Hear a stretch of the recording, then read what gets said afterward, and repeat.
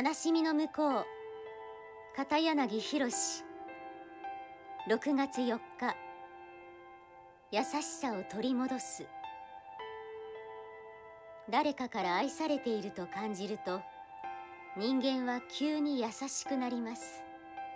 それは誰かから愛されることで、自分自身の心の奥深くに眠っている愛が目を覚ますから。